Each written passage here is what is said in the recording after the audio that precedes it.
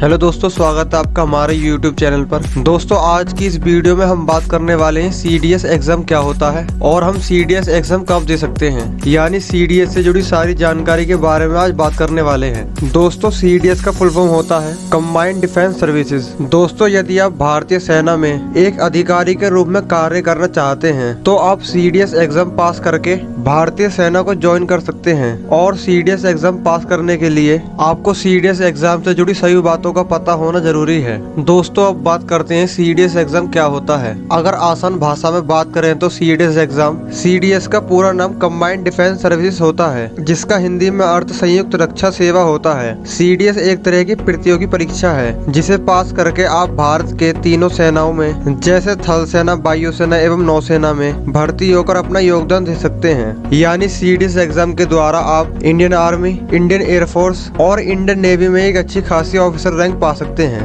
CDS exam UPSC के द्वारा साल में 2 बार कराया जाता है, एक बार अक्टूबर में और एक बार जून महीने में कराया जाता है। अक्टूबर में जो आवेदन किए जाते हैं उनका एग्जाम फरवरी में और जून में जो आवेदन किए जाते हैं उनका एग्जाम नवंबर में कराया जाता है। दोस्तों, अब बात करते हैं CDS एग्जाम के लिए एजुकेशन क्वालिफिकेशन क्या होनी चाहिए। अगर बात करें इंडियन मिलिट्री एकेडमी के लिए, जिसे शॉर्ट में IMA भी कहा जाता है, उसके लिए किसी भी मान्यता प्राप्त विश्वविद्यालय या कॉलेज से किसी भी विषय में स्नातक डिग्री यानी ग्रेजुएशन पास होना चाहिए। दोस्तों, अब बात करते हैं इंडियन नेवी एकेडमी के लिए, किसी भी मान्यता प्राप्त विश्वविद्यालय से इंजीनियरिंग में स्नातक डिग्री यानी BTech पूरी होनी चाहिए। और दोस्तों, बात करते हैं इंडियन एयरफोर्स एकेडमी के लिए, किसी भी मान्यता प्राप्त विश्वविद्यालय से या कॉलेज से 10+2 यानी 12वीं PCM सब्जेक्ट के साथ और साथ में स्नातक डिग्री यानी ग्रेजुएशन पास होनी चाहिए। दोस्तों, लास्ट में बात करते हैं ऑफिसर ट्रेनिंग एकेडमी के बारे में। इसके लिए किसी भी मान्यता प्राप्त विश्वविद्यालय से आपको स्नातक डिग्री यानी ग्रेजुएशन पास करनी चाहिए। दोस्तों, अब बात करते हैं CDS एग्जाम के लिए एज लिमिट क्या है। दोस्तों, पहले बात करते हैं इंडियन मिलिट्री एकेडमी के लिए एज लिमिट क्या है। इसके लिए आपकी न्यूनतम आयु 19 वर्ष और अधिकतम आयु 23 वर्ष है।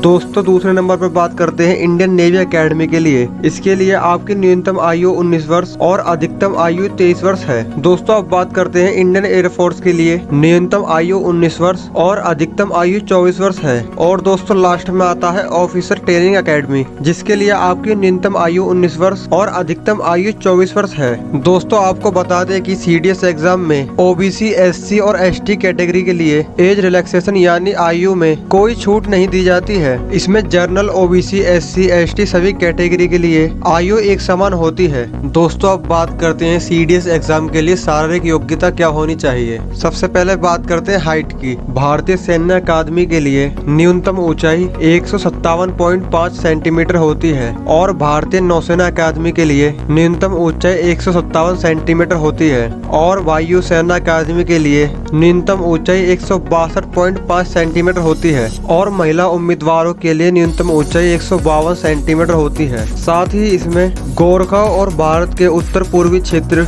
गढ़वाली और कुमाऊं की पहाड़ी से संबंधित व्यक्तियों के लिए न्यूनतम ऊंचाई में 5 सेंटीमीटर की छूट दी गई है और लक्षद्वीप के उम्मीदवारों के मामले में न्यूनतम ऊंचाई में 2 सेंटीमीटर की छूट दी गई है। दोस्तों, अब बात करते हैं चेस्ट के बारे में। चेस्ट की न्यूनतम नाप केवल पुरुष उम्मीदवारों के लिए 77 सेंटीमीटर होनी चाहिए। साथ ही इसमें कम से कम 5 सेंटीमीटर का विस्तार यानी एक्सपेंशन होना चाहिए। इसके अलावा जो छात्र CDS एग्जाम के लिए आवेदन करना चाहते हैं वह भारत, भूटान या नेपाल के नागरिक होने चाहिए। जो CDS एग्जाम परीक्षा के लिए आवेदन करना चाहते हैं उनकी शारीरिक और मानसिक स्थिति बिल्कुल ठीक होनी चाहिए और वे विवाहित नहीं होनी चाहिए। लेकिन अधिकारी परीक्षण अकादमी में विवाहित छात्र भी आवेदन कर सकते हैं। अगर आप CDS एग्जाम के लिए आवेदन करना चाहते हैं तो आपके पास ऊपर दिए गए सभी योग्यताएं होनी चाहिए, तभी आप इस परीक्षा में योग्य हैं। दोस्तों, अब बात करते हैं CDS एग्जाम का पैटर्न क्या है। दोस्तों, CDS एग्जाम में 3 सब्जेक्ट पूछे जाते हैं। पहला इंग्लिश, जिसके 100 क्वेश्चन होते हैं और 2 घंटे का समय दिया जाता है। दूसरा होता सामान्य ज्ञान, इसमें भी आपके 100 क्वेश्चन होते हैं और 2 घंटे का समय दिया जाता है। और दोस्तों, तीसरे नंबर पर आता है गणित, इसमें भी आपके 100 क्वेश्चन होते हैं और 2 घंटे का समय दिया जाता है। CDS एग्जाम में कुल 300 मार्क्स के 3 पेपर दिए जाते हैं। यह तीनों पेपर इंग्लिश, GK यानी जनरल नॉलेज और प्रारंभिक गणित का होता है। इन सभी परीक्षाओं में मल्टीपल चॉइस क्वेश्चन आते हैं। दोस्तों, अब बात करते हैं CDS एग्जाम का सिलेबस कैसा होता है।